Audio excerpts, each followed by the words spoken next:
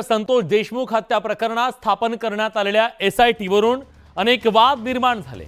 या पथकातील काही अधिकारी आणि कर्मचाऱ्यांवरती विरोधकांसह सत्ताधाऱ्यांनी सुद्धा आक्षेप नोंदवला होता। त्या दोघांना एसआयटीतून अखेर बाजूला करण्यात आलेला आहे।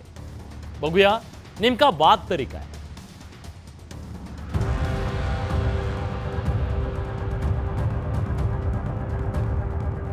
संतोष देशमुखांच्या हत्येमुळे बीड जिल्ह्यातलं राजकारण ढवळून निघालंय। पोलिसांनी देशमुखांच्या हत्येप्रकरणी आरोपींभोवती कायद्याचा फास घट्ट केला।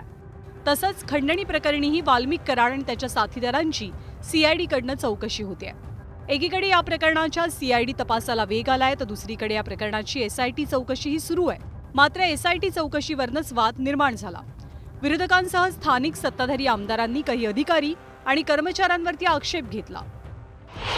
पोलीस उपमहानिरीक्षक डॉक्टर बसवराज तेली यांच्या नेतृत्वात एसआयटीची स्थापना झाली आहे, ज्यामध्ये अनिल गुजर पोलीस उपअधीक्षक, विजयसिंह शिवलाल जोनवाल सहाय्यक पोलीस निरीक्षक, महेश विघ्ने पोलीस उपनिरीक्षक, आनंद शंकर शिंदे पोलीस उपनिरीक्षक, तुळशीराम जगताप सहाय्यक पोलीस उपनिरीक्षक, मनोज राजेंद्र वाघ पोलीस हवालदार, चंद्रकांत एस काळकुटे पोलीस नाईक, बाळासाहेब देविदास अहंकारे पोलीस नाईक, संतोष भगवानराव गित्ते पोलीस शिपाई यांचा समावेश आहे।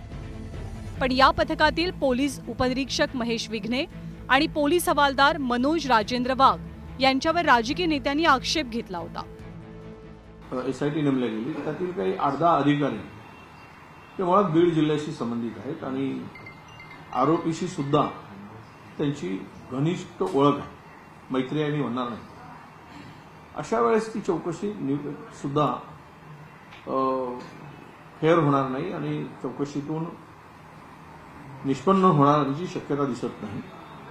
म्हणून आम्ही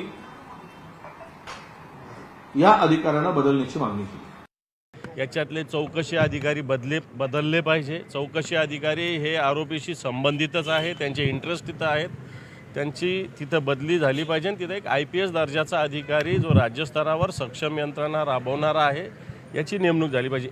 जे अधिकारी नेमलेले हेच अधिकारी बीडला धनंजय मुंडेंनी आणलेले आहेत आणि म्हणून एसआयटीला चांगले अधिकारी, डायरेक्ट IPS अधिकारी कुमावत सारखे असतील, शाजी उमाप सारखे असतील, अशा लोकांना तिथं तुम्ही नेमावं, आम्ही त्यांना विनंती केली।